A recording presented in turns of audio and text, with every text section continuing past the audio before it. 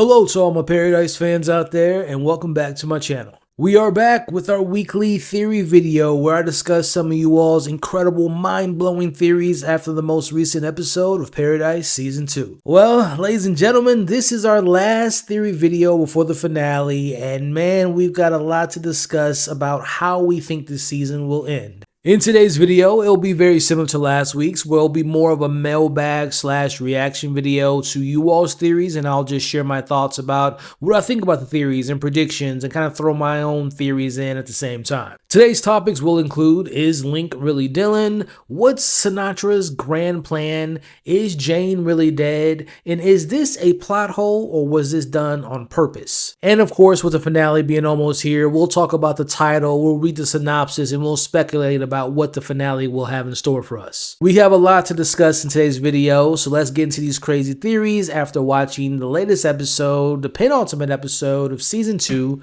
of Paradise. So let's start off with something light. As the comment reads, I wonder if Jane is still alive. Now, I'll mention this in my breakdown of episode 7 that I do think that this version of Jane is dead, but if this particular version is still alive, I can see maybe Gabby not wanting to be a monster, not wanting to be a monster like Sinatra, a killer like Jane, and she wants to do the right thing, even though she stabbed her in the back. But in her defense, it was self-defense. She was going to die if she didn't do this. So I can see maybe Gabby calling for help and having Jane being helped out so she can live. But if I'm being honest, I just don't see that happen. I do think that Don's message to Jane's mother was what we just saw.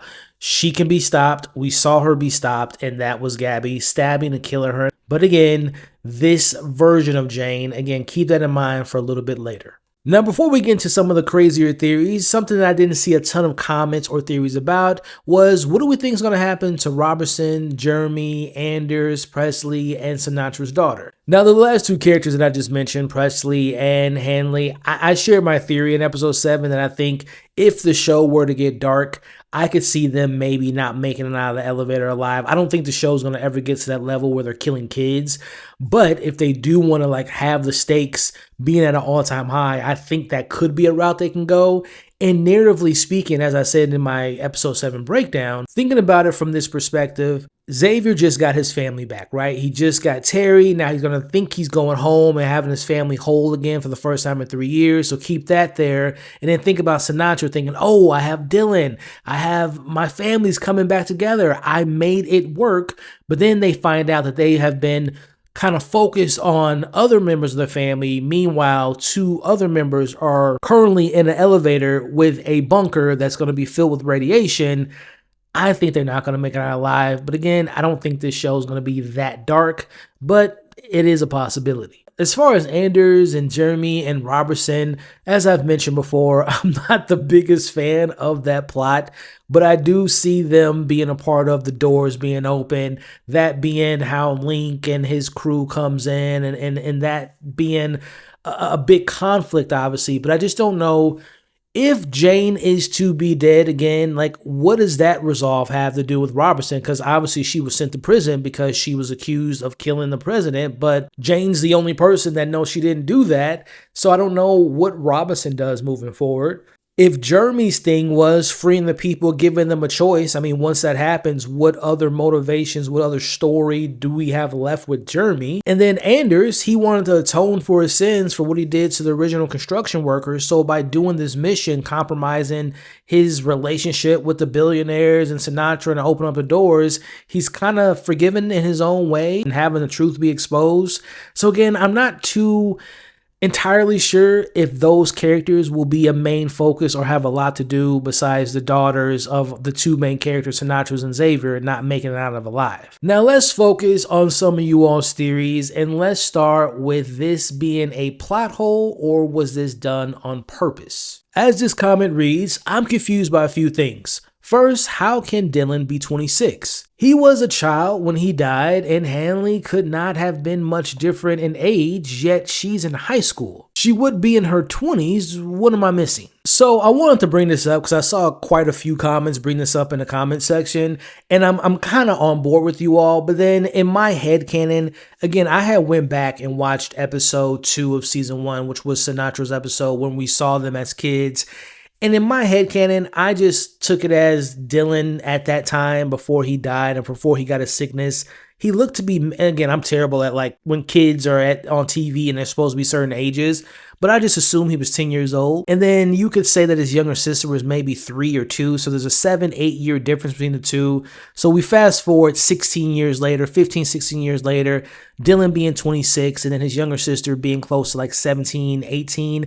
That isn't a far stretch, but I do believe you all in regards to, I'm in the same camp that the kids that we saw in the flashback didn't match up, which in my mind is probably just like a productional continuity issue where they casted 2 young kids, but then they probably didn't have all the minutia and the details about, oh, for season 2, we're going to have Dylan be 26. Like, it seems to be a purposeful number that he's 26 years old. That seems to be very important, but I just think it's just an issue with the casting, that they maybe casted the kids, the younger versions of them, to not look the appropriate age or where they are currently in the story. So I do think, I wouldn't say it's a plot hole, but I do think it's like a continuity productional issue with just casting. Now, the second part of their comment is, secondly, a mother knows their child, whether it's 6, 16, or 20 years later. She had zero spark of recognition. For that reason, maybe Link doesn't look like her son, Dylan. Maybe it's something like she uploaded his consciousness and was able to live in someone else's body. Also, if she sent Billy to kill Henry, she had to have known of Link, aka her son, was his prodigy.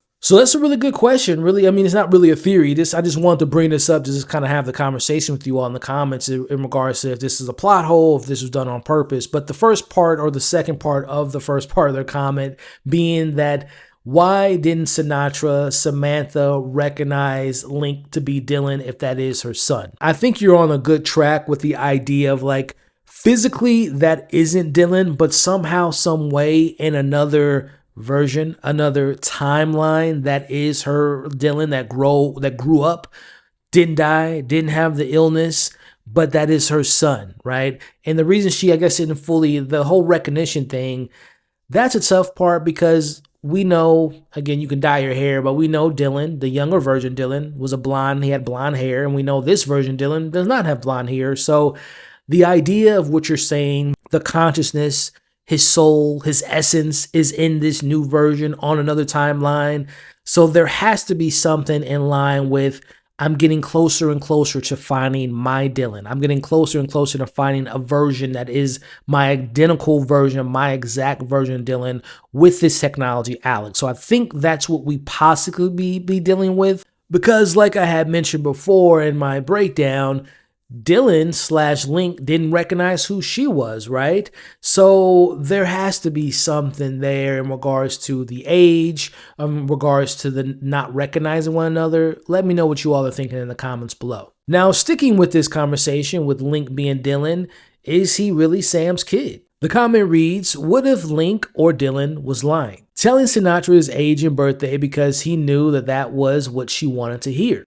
Now that is an interesting comment, theory, prediction, observation, whatever you want to call it, because that is interesting. He already knew who Samantha was. He said her full name. And again, we all know that she is one of the most wealthiest people in the world. So that you would imagine that's public knowledge in regards to her family, her son dying, and you can get that information pretty easily. So would he have known to use that against her and to have his name be called out and be Dylan? We all know that the mystery of Link was something we've been dying to know this whole season. So could it be that he was manipulating her, that he was taking advantage of her grief and saying that he was Dylan? But then my only comeback or my only rebuttal would be, and we'll talk about this later, she says later in the episode to her husband Tim, I think it worked. So that kind of makes me think that she had something to do with him, Link, being some version of Dylan and not him lying or manipulating her. But that is an interesting thought process in regards to using her weakness against her vulnerability, which is the loss of her son, to gain some level of, yeah, I'm your son, you can trust me type of situation. That is a very interesting prospect there. And before moving on, I'm also thinking about just the Dylan of it all, the age of it all. We do know back in episode 1, he told Annie a similar thing where he said he believed he was around, I believe he said 25, but knowing that from episode 1 to when we saw Dylan again, there was like a year that had passed because obviously we know that she had her baby, Annie's baby. So he's 26 at this point in the story. So that's another reason why I don't think he was lying about the age and a birthday, but we'll find out. All right, moving on to the next comment here. This says, my main question about Link being Dylan is, how could Sinatra not recognize him? Even after he confirmed his name and birth date, she still didn't look at him like she recognized him physically, just that she logically concluded it was him. So Link can't be the same Dylan, can he? So again, this is a similar comment to the last few comments in regards to why didn't Sinatra recognize Link as Dylan. Right now, my mind is going to that this is some version of Dylan out there and another timeline that she was able to bring closer to him. So this is like, I don't want to say a trial run, but this is showing that she's getting closer and closer to finding the perfect version of her Dylan. But again, this is just like another version of him. Now, moving on to something we've been speculating for the last 7 weeks, and that is who or what Alex is. Let's take a look at some of these comments. Hold up, I rewatched the beginning of episode 2. Xavier's compass started being wonky, and then he had a vision of Link, and his nose started bleeding. That hailstorm was a portal to another dimension. I wonder if Annie's baby is an interdimensional baby. Feel free to reference. I wasn't laughing at your theory. I just love this community. I love you all's very interesting theories. Now, not to shut down anything. I don't know. I didn't write this show. I don't know what's going to happen in the finale, but I don't see Annie's baby being an interdimensional baby, but I do think her baby will be important. I think there is a reason we haven't learned what her real name is or will be, so I definitely think you're onto something around the baby, just not the interdimensional part of it all, but I love where your head's at. But the second part, or the first part of your comment regarding the hailstorm and it being potentially a portal to another dimension.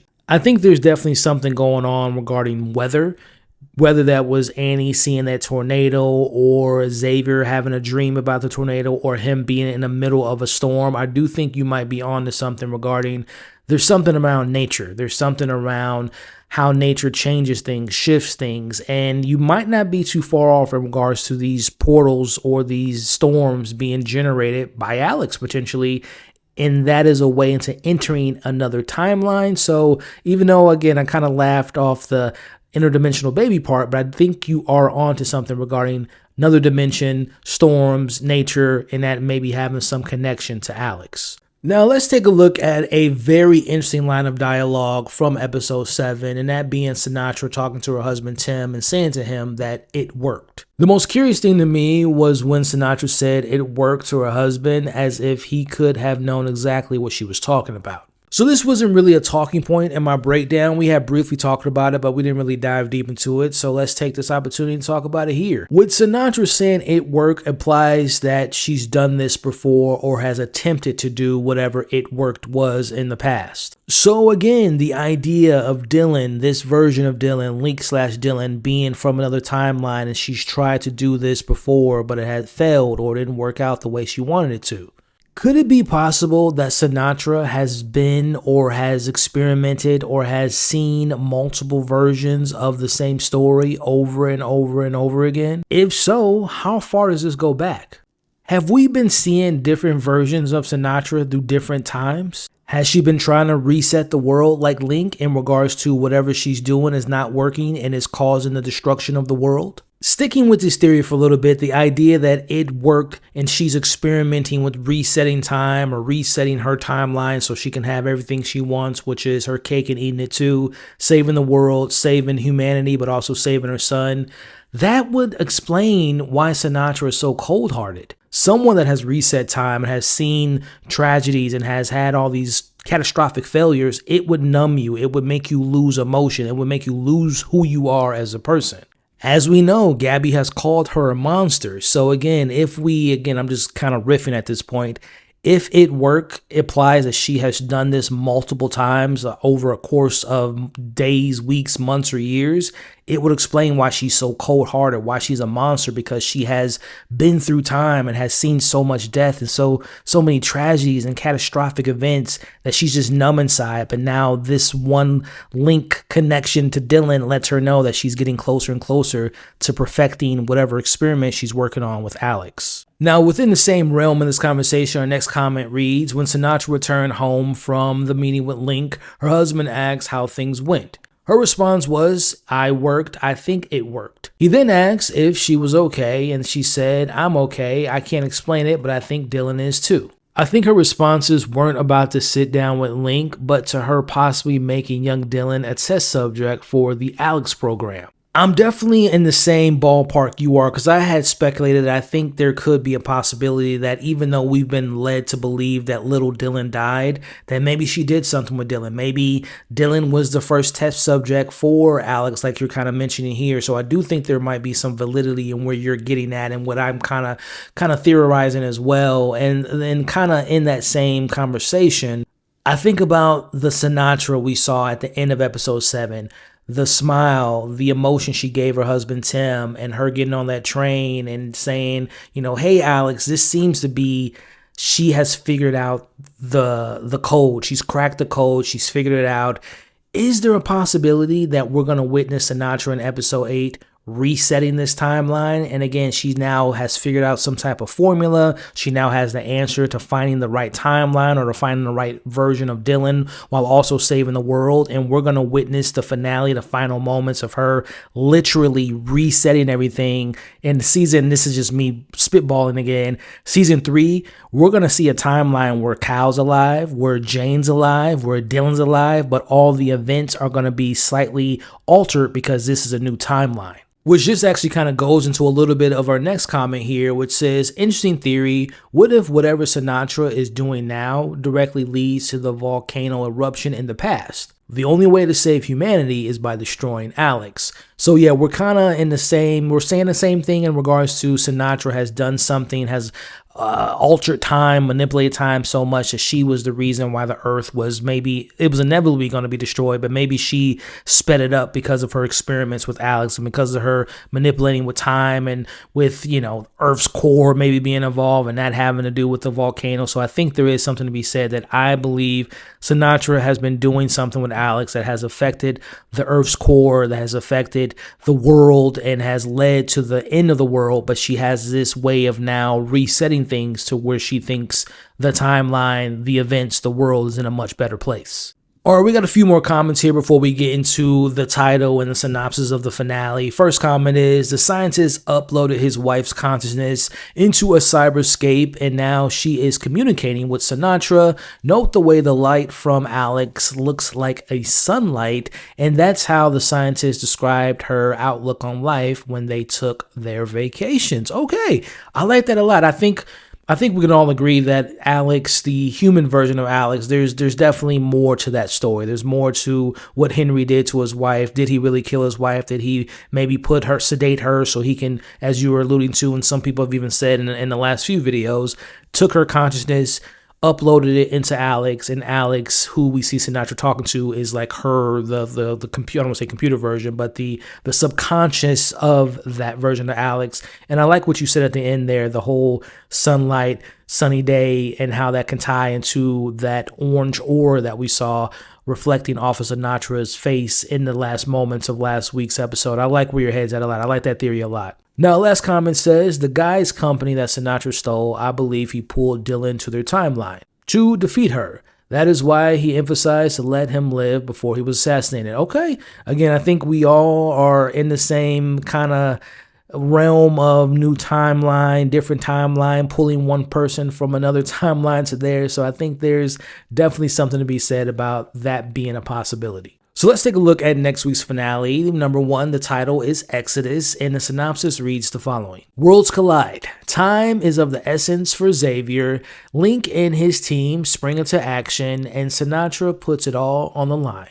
So first and foremost, the first thing that pops up to me is the title of the episode, Exodus, which is normally associated with departing or a departure. I think it's safe to assume that whatever happens at the end of the finale, we're going to be departing a kind of a new chapter. We're going to be leaving things behind. We're going to possibly be resetting and entering a new world of a sorts, as the first sentence alludes to, worlds collide. I think we will be seeing a combination of different timelines that we have been witnessing through season 1, through season 2 at different points in time. So I think we will be seeing a kind of a full picture moment that we be like, we're going to realize we weren't witnessing a linear story. We have been witnessing different parts of time, different parts of maybe different worlds potentially, as it alludes to.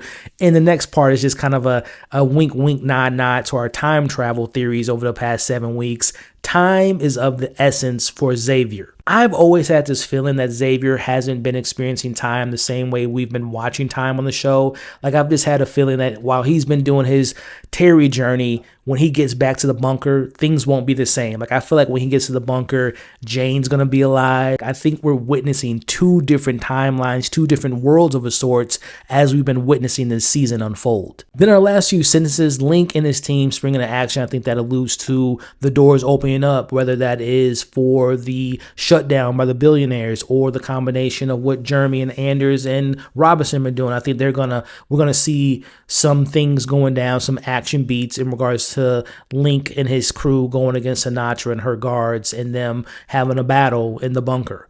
And then the last sentence there says, Sinatra puts it all on the line. Again, I don't know what it is, but I just feel like Sinatra has this grand plan to just resetting things or getting to a point in time where things work out. I'm talking about the world not ending. I'm talking about her having Dylan.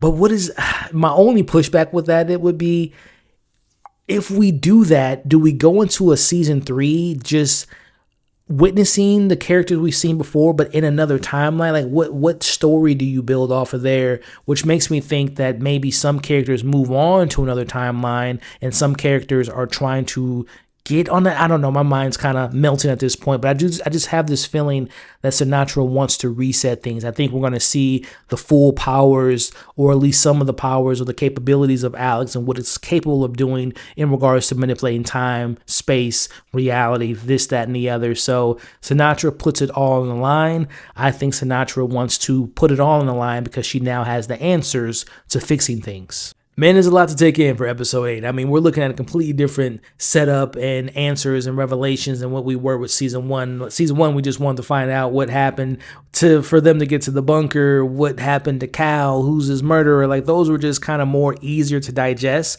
But now we're talking about time travel, quantum physics, multiverses, multiple versions of people. It is very crazy, but I love science fiction and I love this show, and I'm just hoping that they stick the landing. Again, knowing that there will be a season 3, which means that there will be unanswered questions. That's just something we should probably all be prepared for.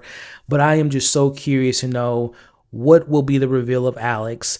Will there be time travel? Is Link really Dylan? How is that possible? So on and so forth. Is Jane dead? Is Gary going to come in to save the day? Will Xavier kill Gary?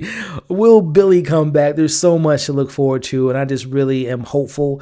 I am optimistic that we will all be talking about the finale in a positive light. But if things don't work out, we'll break it down as well. But with all that being said, that will be the conclusion to this week's theory video. So with that being said, let me know your thoughts, your theories, what you all hope to see and what you all think will happen in the finale in the comments below. Before we head out, I want to thank you all for watching these theory videos for the past 7 weeks. It has been such a journey, such a thrill to read you all's comments, to be interacting with you all in this way and sharing your comments, because that's a part of the community. I want you all to feel a part of this journey as much as I am sharing my thoughts. So I really appreciate you all. We'll probably do one more after finale just to kind of theorize about season 3 based on how things end. But again, I just want to thank you all and just appreciate all the support with these videos. I love this show, but what makes the show so much more enjoyable and fun is to be able to interact with you all. So again, I thank you.